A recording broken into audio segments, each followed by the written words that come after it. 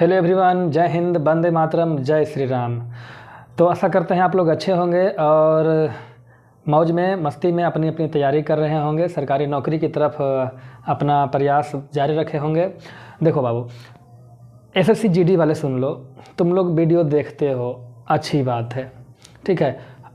19 तक देखे, हमने बाद में वीडियो बनाना बंद कर दिया। हमें लगा एग्ज़ाम टाइम आ गया, लोग अब देखना बंद कर दिए, इसलिए हम बंद कर दिए बनाना, ठीक है। तुम लोग ऐसा करो ना, तुम लोग 15 मिनट आधे घंटे का वीडियो देखते हो, 1 सेकंड लाइक करके और नीचे कमेंट में लिख दो कि सर ये वाला वीडियो देख लिए हैं, अगले का अपलोड कर दीजिएगा समय से। ऐसा थोड़ी नहीं करेंगे, कर देंगे, लेकिन हमें पता कैसे चलेगा कि तुम लोग देख रहे हो। हमें लगता है कभी कभी तुम लोग देखते नहीं हो, हम फालतू का, पता है एक वीडियो लाने में 2 से 3 घंटे का समय लगता है।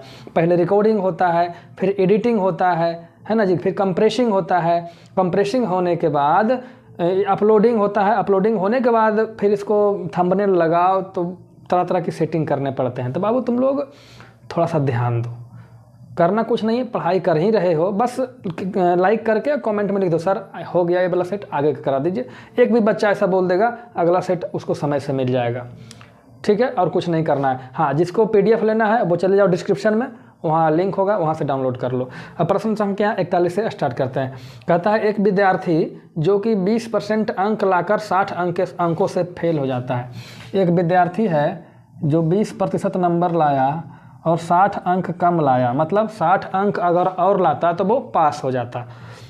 दूसरा विद्यार्थी है जो 32% अंक प्राप्त करता है और आवश्यक अंक से 84 अंक अधिक लाता है, मतलब पास होने में जितना अंक चाहिए उससे 84 अंक ज़्यादा लाता है, ठीक है। अब क्या करेंगे, देखो 20% नंबर लाया, 60 नंबर कम लाया तो माइनस लिखे, 32% लाया, 84 नंबर अधिक लाया आवश्यक से, तो प्लस 84 लिखे। अब नीचे से ऊपर घटा दो तो ये हो जाएगा माइनस माइनस प्लस, ये हो जाएगा 12%, जोड़ोगे तो हो जाएगा 4, 8, 6, 14, ठीक है। तो 12% बराबर 164, तो यहाँ से 1% बराबर हो जाएगा 12 एकम 12, 12 दूनी 24, नहीं जी गलत है जी, 8, 6, 14 ना होगा जी, हाँ 144 होगा, जोड़ने में गलत हुआ था। यानी 1% बराबर कितना हो जाएगा 12। तो कहता फुल मार्क्स बताओ, फुल मार्क्स कितना परसेंट, 100%। तो 100 और 1% बराबर 12, तो 100% बराबर 1200, ठीक है। ठीक, कहता है एक कमरा है जिसका बीमा है, बीमा यानी LBH 10 है और 4 मीटर है, तो इसमें अधिक से अधिक कितना लंबा पोल रखा जाता है। तो कोई कमरा में अगर अधिक से अधिक लंबा पोल रखिएगा तो उसके विकर्ण के अकॉर्डिंग रखना होगा, यानी इसका विकर्ण पूछ रहा है। और घनाभ का विकर्ण बराबर होता है √L² + B² + H², ठीक है। तो कर दो, 10 का स्क्वायर 100, ये भी 10 का स्क्वायर 100 और ये 4 का स्क्वायर 16, तो हो जाएगा √216। अब बाई ऑप्शन देखिएगा तो 216 बाई ऑप्शन देखिएगा तो लिखा हुआ 10, 216 का वर्गमूल 10 होता नहीं है। बी में है 20, 20 किसका वर्गमूल होगा 400 का, तो 400 तो है नहीं, वो भी नहीं होगा। सी है 12.8, तो देखो 12.8 13 का नज़दीक है, तो 13 का स्क्वायर कितना होता है 169, ये है 200 प्लस, तो ऑप्शन नंबर डी देखना। 15 का स्क्वायर 225 और 14 का स्क्वायर 196, दोनों के बीच में है, तो दे रखा है 14.7, तो 14.7 मीटर। मार देना ऑप्शन देख करके, है ना, अदरवाइज आप वर्गमूल निकाल सकते हो, कोई दिक्कत नहीं। प्रश्न संख्या 43 कहता है किसी संख्या को 9 से 99 से भाग देने पे, कोई संख्या है इसमें भागा दो 999 से, तो जो भागफल आएगा वो 377 होगा और जो शेषफल होगा वो हो जाएगा 105। तो संख्या ज्ञात करिए, संख्या। तो संख्या ज्ञात करने के लिए क्या करेंगे, ये दोनों से गुना होगा, यानी 999 गुने 377 और शेषफल जुड़ेगा तो जोड़ 105, ये कर लीजिए, आपका उत्तर आ जाएगा। अगर गुना नहीं आता तो कहिएगा, इसका हम बताएंगे ट्रिक। एक स्कूल में 40 छात्रों की औसत आयु 8 साल है। बाबू 40 छात्र है, उसका औसत 8 है, तो कुल कितना हो जाएगा 320 वर्ष, टोटल का उम्र कितना 320 साल। अब कहता है जब शिक्षक को जोड़ देते हैं, तो शिक्षक को जोड़ेंगे तो पहले 40 विद्यार्थी था, एक शिक्षक जुड़ेगा तो 41 हो जाएगा कुल मिला के। अब औसत जो है ना 1 साल बढ़ जाती है, तो औसत पहले 8 था, 1 साल बढ़ जाएगा तो कितना हो जाएगा 9।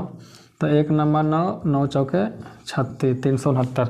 तो कहता है शिक्षा का उम्र बताओ। तो देखो टीचर लेकर के टोटल उम्र 369 और बिना टीचर का 320, तो इसमें से ही घटा देंगे तो टीचर का उम्र नहीं निकल जाएगा, निकल जाएगा, घटा दो। 9, 6 में से 2 गया 4, 49 वर्ष। ये हो गया शिक्षक का उम्र। प्रश्न संख्या 45 कहता है एक व्यक्ति ए से बी तक 60 किलोमीटर प्रति घंटे की स्पीड से जाता है और बी से ए 40 किलोमीटर प्रति घंटे की स्पीड से लौटता है, तो संपूर्ण यात्रा में औसत गति क्या है? औसत गति बराबर कुल दूरी बटे कुल समय। तो देखो ए से बी तक, तो मान लेते हैं यहाँ ए है, यहाँ बी है, तो ए से बी तक, ठीक है। ए से बी तक गया तो स्पीड कितना था? 40 किलोमीटर प्रति घंटा। और जब वापस आया, इधर जाने वाली बात है, जब वापस आने वाली बात है तो स्पीड हो गया 40 किलोमीटर प्रति घंटा, यही ना है? हाँ ठीक। अब टोटल दूरी मान लेते हैं, यहाँ से यहाँ तक की दूरी मान लेते हैं। तो क्या माने, आपका जो जी करे मान लीजिए, 1 किलोमीटर, 2 किलोमीटर, 100, 200, 500, 1000, जो मानना है मान लीजिए। हम वैसे नहीं मानेंगे, हम क्या मानेंगे? 60 और 40 का एलसीएम लेके मानेंगे। क्यों? क्योंकि बाद में काटना भी है, तो एक ऐसा संख्या मानेंगे जो 60 से भी कट जाए, 40 से भी कट जाए। तो वैसी संख्या क्या होगी? एलसीएम। तो 60 और 40 का एलसीएम हो जाएगा 120। तो हम मान लेते हैं दूरी है 120 किलोमीटर। अब आप ही सोचो 120 किलोमीटर चलना है 60 के स्पीड से, तो समय कितना लेगा? 2 घंटा लेगा। जब वापस आने में इधर से भी 120 किलोमीटर पड़ेगा और 40 की स्पीड से 120 किलोमीटर आना है, तो समय कितना? 3 घंटा, क्योंकि समय बराबर होता है दूरी बटे चाल। तो 120 बटे 40 3, 120 बटे 60 2। अब कहता है औसत गति। औसत गति बराबर क्या? कुल दूरी, टोटल डिस्टेंस बटे कुल समय, टोटल टाइम। कुल दूरी मतलब क्या? जाने का दूरी, आने का दूरी। 120 गया, 120 आया, तो कितना दूरी? 2 गुने 120। अब टोटल टाइम क्या है? तो जाने में 2, आने में 3, 2 और 3 कितना हो जाएगा? 5 घंटा। 5 से काटोगे तो 24 पचे 20 से, तो हो गया 48 किलोमीटर प्रति घंटा। ये हो गया औसत गति। प्रश्न संख्या 46 कहता है 12 पुरुष एक काम को 8 दिन में पूरा कर सकते हैं 3 दिन काम करने के बाद। देखो टारगेट था कि 12 जो पुरुष है मैन, वो 8 दिन में पूरा कर देगा। अगर 12 पुरुष 8 दिन करते रहते तो काम कंप्लीट हो जाता, लेकिन कहता है 3 दिन काम करने के बाद। तो 3 दिन हो उनका काम तो कर लिया, तो बचा कितना काम? तो शेष काम पहले क्या बचा? तो देखो शेष काम क्या बचा, तो शेष काम बचा 12 आदमी का कई दिन का काम।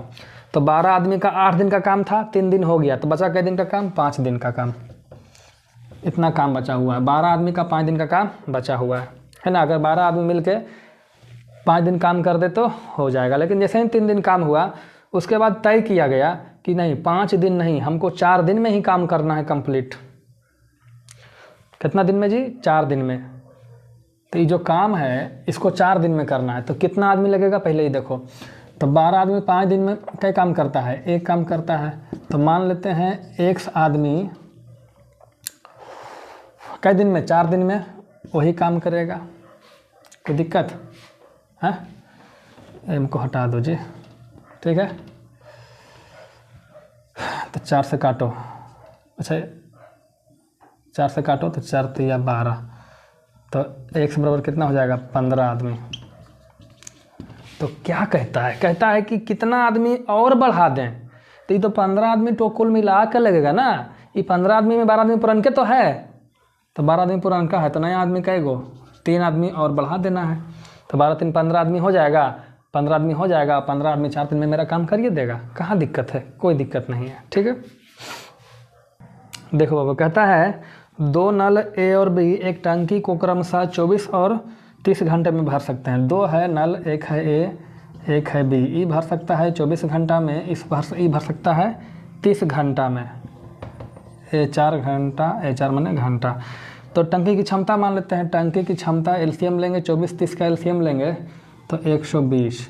24 से काटेंगे तो 5 बार में इसका क्षमता 5 हो गया और ये हो गया 4। मतलब 1 घंटा में 5 भरता है, ये 1 घंटा में 4 भरता है। तो कहता है दोनों मिल के, तो दोनों मिल के 120 भरेगा कितना देरी में? तो 5 और 4 9 भरेगा, 1 घंटे में, तो 120 भरना है तो काटेंगे तो 40/3 घंटा, और काटोगे तो 13.1/3 घंटे का समय लेगा। आगे कहता है 48, ये था 47, आगे है 48। लो बाबू, मार्कर बचाते हैं, नंबरिंग इसीलिए नहीं करते हैं। यदि किसी त्रिभुज की 2 बराबर भुजाएं, देखो त्रिभुज है भाई, 2 बराबर भुजाएं, तीसरी भुजा के 3 गुने से 4 मीटर कम है। तीसरा भुजा मान लेते हैं x, तो जो बराबर भुजा है ना वो तीसरे के 3 गुना, यानी 3 गुना से 4 कम, तो 3x - 4, तो ये भी कितना हो जाएगा 3x - 4, और परिमाप दे रखा है तो परिमाप निकालेंगे। तो परिमाप निकालने के लिए क्या करेंगे, सब जोड़ देंगे तो हो जाएगा, अरे भाई परिमाप कितना हो जाएगा 3x - 4 + 3x - 4 + x, ये परिमाप हो गया कितना 55, 3 3 6 और 1 7x -4 4 8 बराबर कितना हो जाएगा 55, 7x बराबर जाके 8 जुटेगा तो हो जाएगा 63, x बराबर कितना हो जाएगा 9। कोई दिक्कत? तो कहता है भुजा क्या होगा, तो एक भुजा तो x है और x बराबर 9 हो गया, दूसरा का क्या हो जाएगा, तो 9 × 27 में से 4 जाएगा 23, ये भी हो जाएगा 23, तो भुजा 23 23 और 9 होगा। ठीक बाबू। देखो कहता है किसी संख्या में जब 8 से भागा देंगे तो 6 बचेगा, 8 से भागा देंगे तो शेषफल क्या बचेगा, 8 से भागा देंगे तो शेषफल 6 बचेगा, और 10 से भागा देंगे तो शेषफल 8 बचेगा, और क्या कहता है 12 से भागा देंगे तो शेषफल 10 बचेगा, 24 से भागा देंगे तो शेषफल 22 बचेगा, और 36 से भागा देंगे तो शेषफल बचेगा जो हो जाएगा वो है 34। तो वो संख्या क्या है, तो क्या करना बाबू, ये सबसे भागा दे रहे थे, ये तो शेषफल हो गया, दिख रहा है जी नहीं दिख रहा है, मान लो इसी तो शेषफल है, तो इन सभी का ना एलसीएम ले लो, क्या ले लो एलसीएम, तो हो जाएगा 360।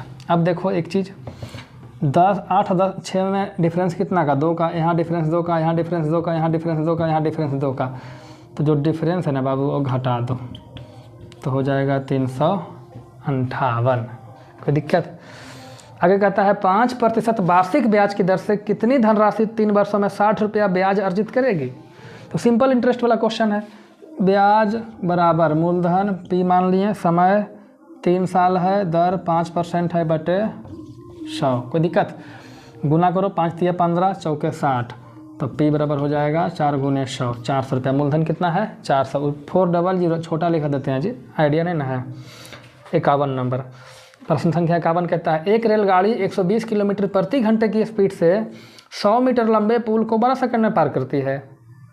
गाड़ी की लंबाई, तो देखो गाड़ी की लंबाई जब भी कोई पुल को पार करेगी ना तो उसके द्वारा तय की गई जो दूरी होगी वो पुल की लंबाई प्लस ट्रेन की लंबाई के बराबर होगी। तो पुल की लंबाई 100 मीटर, ट्रेन की लंबाई नहीं पता तो मान लेते हैं टी, ये हो गया दूरी, ये पूरा क्या हो गया दूरी। दूरी बराबर क्या, चाल गुना समय। चाल क्या है, ये 120 किलोमीटर प्रति घंटा और समय कितना है 12 सेकंड। ध्यान देना ई मीटर में है तो ई भी मीटर में, ई सेकंड में है, आई किलोमीटर प्रति घंटा में है। तो नाजायज़ है भाई, हाँ तो इसको सही करना है। इसको बदलेंगे किस में, तो मीटर पर सेकंड में, तो 5/18 से गुना करेंगे। कोई दिक्कत? काट दो यार, क्या दिक्कत है। 6 दूनी 12, 6 × 18, 3 से काटोगे तो हो जाएगा 40, तो 100 + t बराबर 40 × 5 = 200 और दूना 400, तो t बराबर क्या हो जाएगा, इस 100 किधर घटेगा, तो 400 - 100 बराबर क्या हो जाएगा 300 मीटर। ट्रेन की लंबाई 300 मीटर। ठीक बाबू। प्रश्न संख्या 52 कहता है यदि चक्रवृद्धि ब्याज पर 3 वर्ष में एक राशि 210 रुपया और 2 वर्ष में 200 रुपया हो जाती है तो ब्याज की वार्षिक दर क्या है। देखो मान लेते हैं कोई राशि है वो है P, ठीक है, वो क्या है 2 साल बाद, 2 साल में कितने हो जाती है 200 रुपया, और 3 साल बाद मतलब ये 2 साल तो हो गया, 1 साल बाद फिर से कितने हो जाती है 210। बाबू ध्यान देना, एकदम ध्यान देना, आराम से ध्यान देना। देखो 200 था फिर 210 हो गया 1 साल में, ठीक है। तो जब 200 से 210 हो गया तो ब्याज कितना लगा, 10 का ब्याज कितना पे, 200 पे, तो 100 पे कितना, तो हो जाएगा 5%। अब आपको समझ में नहीं आ रहा होगा ऐसे कैसे हो गया सर, जाइएगा मेरे क्लास में फाउंडेशन वाले में, हम बता चुके हैं, ठीक ना। अगर फिर भी दिक्कत है तो कहिएगा, रिवीजन कर देंगे उसको। यहाँ पर भी कहता है 10 वस्तुओं को विक्रय मूल्य 8 वस्तुओं के क्रय मूल्य के बराबर है, 53 नंबर प्रश्न है। तो मान कहता 10 वस्तुओं का विक्रय मूल्य 8 वस्तुओं के क्रय मूल्य के बराबर है। तो मान लेते हैं एक वस्तु का विक्रय मूल्य SP, तो 10 गुने SP, एक वस्तु का क्रय मूल्य CP, तो 8 गुने CP। कोई दिक्कत है? तो यहाँ से SP बटे काट दो, 4 दूनी 8, 5 दूनी 10, तो SP बटे CP बराबर 4 बटे 5। मतलब 5 में हमने ख़रीदा, देखो CP 5 SP 4, 5 में ख़रीदा 4 में बेचा। तो 5 में ख़रीद के 4 में बेचोगे बेटा तो लॉस होगा, कितने का, 1 का लॉस कितना पे, 5 पे, तो 100 पे कितना, 20% का हानि हो गया। ठीक है,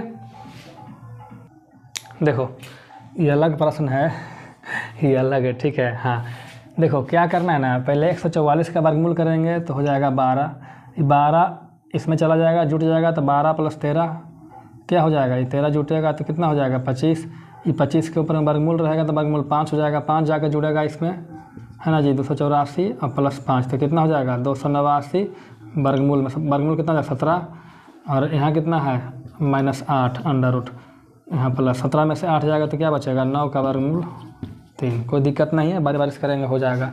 आगे ए दे रखा है, तो देखो इसको मान लो ए, तो हो जाएगा 9.5 का स्क्वायर -2.5 का स्क्वायर, ठीक है, भागा ये 1.5 का स्क्वायर करोगे तो 2.25 - 0.25, कोई दिक्कत नहीं। a square minus B square बराबर क्या होगा, a + b into a - b, मतलब 9.5 + 2.5 a + b into a - b, 9.5 - 2.5, ये भागा, घटाओगे तो 2, जोड़ोगे तो 9 2 11 और 1 12 हो जाएगा, और गुने 9 में से 2 गया 7, अब भागा 2 है तो बटे 2 कर दो, 2 से भागा तो 6 बार में 6 7 42, उत्तर आ गया बाबू। ठीक है, प्रश्न संख्या 56 कहता है एक घोड़ा और एक गाय 12,000 में बेचे गए, दोनों का विक्रय मूल्य 12,000 है, मतलब दोनों का विक्रय मूल्य सेम है। कहता है घोड़ा 20% लाभ पर और गाय 10% हानि पे। देखो बाबू 20% का मतलब होता है 1/5, है ना, तो घोड़ा को 20% के लाभ है, तो मान लेते हैं कि घोड़ा को ख़रीदा होगा 5 में, तो 20% का लाभ, 1 का लाभ कितना में बेचेगा 6 में, ये था घोड़ा। और नीचे लिखते हैं गाय को 10% की हानि पे, 10% बराबर 1/10, मतलब 10 में ख़रीदा तो 1 का लॉस लेके 9 में बेचा। लेकिन ध्यान देना है, कहता है दोनों को 12,000 में बेचा, मतलब विक्रय मूल्य बराबर है। और देखो दोनों का विक्रय मूल्य अलग अलग है, 1 का 9 1 का 6 बराबर करेंगे, तो इसमें 3 से गुना करेंगे, इसमें 2 से गुना करेंगे, इसमें भी 3 से गुना करेंगे, इसमें भी 2 से गुना करेंगे, कोई दिक्कत नहीं। ठीक है, अब विक्रय मूल्य हो कितना गया, ठीक है, दोनों का क्रय मूल्य पहले कितना हो गया ये देख लो। तो क्रय मूल्य हो गया दोनों का 15 और 10 दूना 20, 15 35 यूनिट, कोई दिक्कत। अब विक्रय मूल्य कितना हो गया, तो देखो 9 दूनी 18 यूनिट हो गया। पूछता क्या है, विक्रय मूल्य निकालो टोटल पहले दोनों का, तो 18 दूनी 36, यानी 35 में ख़रीदा, ठीक है, और 36 में बेचा, तो कहीं ना कहीं प्रॉफिट हो रहा है कितने का, 1 यूनिट का। अब 1 यूनिट बराबर कई रुपया होगा, यही नहीं समझ में आ रहा है, तो क्या करेंगे, देखो दोनों का विक्रय मूल्य कितना है 36 यूनिट, और विक्रय मूल्य है कितना, तो एक का विक्रय मूल्य 12,000, तो दोनों का विक्रय मूल्य 24,000। देखो जो 36 है वो दोनों का विक्रय मूल्य है बाबू, ध्यान देना। तो 36 यूनिट बराबर 24,000, तो 1 यूनिट बराबर 24,000 बटे 36 है। तो काटोगे तो 12 से काटोगे तो 12 दूनी 24, 12 या 36, यानी 2000 बटे 3, दशमलव में लाओगे तो 6 से 67.5 तो 666.67, तो 1 यूनिट बराबर 600 इतना रुपया का लाभ की हानि, तो प्लस है तो लाभ होगा बाबू। ठीक है, आगे प्रश्न संख्या 57 कहता है ए और बी, ए बी एक बिजनेस शुरू किया, ई लगाया 3,20,000, ई लगाया 4 लाख, और 4 महीना बाद सी भी आ गया, ई लगाया 1,08,000 शुरू किया। ठीक है, कहता है 1 साल बाद, तो 1 साल बाद इसका पूरे 12 महीने के लिए पैसा लगा, इसका भी पूरा 12 महीने के लिए पैसा लगा, और 4 महीना बाद एवे किया था तो 8 महीना के लिए पैसा लगा। ठीक है, अब हम जानते हैं जो प्रॉफिट होता है ना, वो क्या होता है, पूंजी गुने समय का अनुपात होता है, तो अनुपात में है ना जी। तो भाग काटना है तो काट दो, कैसे काटोगे, देखो 3 0 से 3 0 से 3 0, कोई दिक्कत नहीं, काटना है तो काट दो। कैसे काटोगे, 12 से काट दो, 12 एकम 12, 12 से 12 आई वर्णमाठ होतल से 9 बचा, कोई दिक्कत नहीं। और क्या कटेगा, है ना जी, 9 और 8 है तो 8 से कटेगा, हाँ कटेगा, 8 यहाँ से काट लो, तो 8 5 40, 50 बचा, 8 से काटोगे तो 8 सौ के 32, 40 बचेगा। यानी एक का प्रॉफिट 40, तो बी का प्रॉफिट 50, तो सी का प्रॉफिट 9। कुल प्रॉफिट कितना हो गया, इसको मान लेते हैं 40x, इसको 50x, इसको 9x, तो 90 और 9 99x, टोटल प्रॉफिट कितना है जी 99x। अब प्रॉफिट है कितना, 79200, तो x बराबर क्या होगा, भागा दे लो, हैं भागा दे के देखते हैं, 79200 भागा 99, तो हो जाएगा x बराबर 800। तो सबका हिस्सा ज्ञात करो, तो इसका हिस्सा तो 40 गुने 800, 50 गुने 800, 9 गुने 800 कर लेना, उत्तर आ जाएगा। ठीक बाबू, देखो कहता है 3a बराबर 6b बराबर 7c। ठीक है, तो कहता है तीनों का अनुपात ABC निकालो, तो क्या करना ना, इस तरीके से एक लाइन खींचना और यहाँ पे एक संख्या लिखना, संख्या वो लिखना जो एलसीएम हो, 3 6 7 का, तो एलसीएम हो जाएगा 42, 3 से भागा देना तो 21 गुना 42, 14 तिया 42 हो जाएगा, ये हो जाएगा 7 6 42, 7 6 42, तो अनुपात हो गया 14:7:6। ऐसे नहीं समझ में आता है तो बराबर कुछ मान कर बना सकते हो, वो भी उत्तर वही आएगा, लेकिन ऐसे ही बनाना बहुत जल्दी बन जाएगा। आगे दे रखा है 10 क्वेश्चन लिख लेते बाबू, रुक जाओ। देखो इसका माध्य दे रखा है, माध्य मैंने औसत दे रखा है। ठीक है, 10, तब औसत बराबर क्या होता है, आंकड़ों का योग बटे आंकड़ों की संख्या, सबको जोड़ दो, तो 10 4 14 1 15, 15 15 30, 15 तिया 45 हो गया, 45 और प्लस x प्लस 12 और 14 हो जाएगा 26 बटा कुल का गो है 1 2 3 4 5 6 7 8 बटे 8 बराबर क्या हो जाएगा 10। कोई दिक्कत, तो जोड़ दो तो हो जाएगा 6 5 11, बाकी 1 4 2 6 1 7 71 प्लस x बराबर 10 गुने 8 80, x बराबर क्या हो जाएगा जी 80 माइनस 71 बराबर 9। तो x का वैल्यू पूछा था जो आ गया हमारा 9। कोई दिक्कत नहीं होना चाहिए। अब करेंगे हम आखिरी प्रश्न। चलो आखिरी प्रश्न भाई साहब कहता है, कहाँ गया, हाँ, किसी कंपनी में श्रमिकों में से 2/3 लड़कियां हैं, तो कंपनी में कुल मजदूर कितने हैं वो संख्या हमें माननी पड़ेगी। तो हम यहाँ पे मान लेते हैं 216, है ना। आप कंफ्यूज हो जाएंगे, आपका जो मन होगा मान लीजिएगा सर, आप तो मास्टर हैं, हम क्या करेंगे हैं। तो 216 कैसे मानेंगे वो आखिरी में बताएंगे, लेकिन अभी हम मान लेते हैं एक कंपनी है जिसमें 216 मजदूर है, हम मान लेते हैं। क्यों माने वो आखिरी में प्रश्न के, ठीक है। कहता है 2/3 लड़कियां हैं, लड़कियां यानी गर्ल्स और बॉयज 2/3। तो 2/3 करोगे तो 72 आएगा, 3 से भागा दोगे तो 72 गुने 2 करोगे तो 144 लड़कियां हैं। 216 में 144 लड़कियां हैं तो लड़के कितना 72 घटा करके। अब कहता है लड़कियों में से 1/2 विवाहित है। 1/2 माने आधा। ये लड़की जो है ना इसमें से 2 भाग है, एक मैरिड एक unmarried. M for married, UN for unmarried, है ना, अविवाहित। विवाहित है आधा, इसका आधा करेंगे 72 विवाहित, तो 72 बचा अविवाहित। अब कहता है विवाहित लड़कियों में से 1/3 ये विवाहित है, इसका 1/3 हॉस्टल में रहता है। इसमें 2 ग्रुप है, एक हॉस्टल में रहने वाला और एक हॉस्टल में नहीं रहने वाला। ठीक, तो हॉस्टल में कितना रहता है 1/3, तो 1/3 करोगे तो 18 रहता है हॉस्टल में। तो नहीं कितना रहता है, तो 72 में 18 घटाओगे तो 54 जो है नहीं रहता है। ठीक है, ये हो गया लड़की वाला ट्री बना। अब लड़के में आते हैं।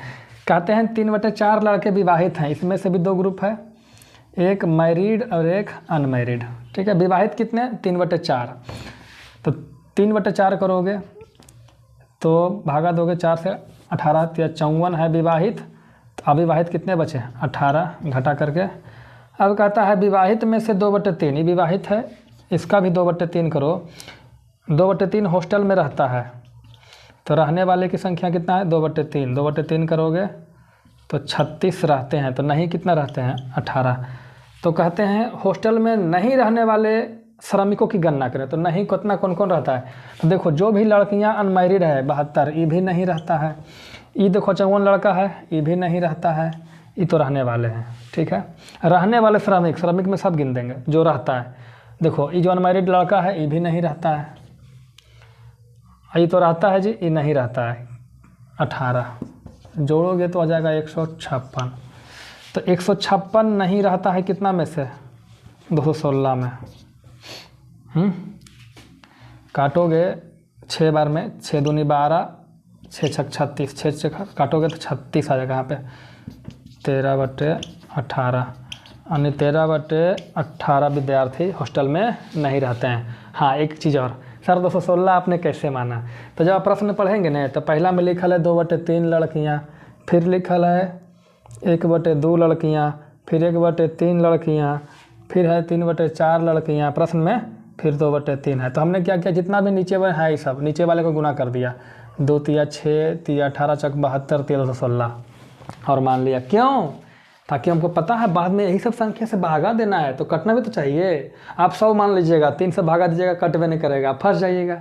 तो थोड़ा सा ट्रिक समझ लीजिए। ठीक है, तो अपना जो भी सुझाव है, फीडबैक है, कमेंट बॉक्स में दिया करिए। बाकी अगले क्लास में मिलते हैं, तब तक के लिए जय हिंद, जय भारत।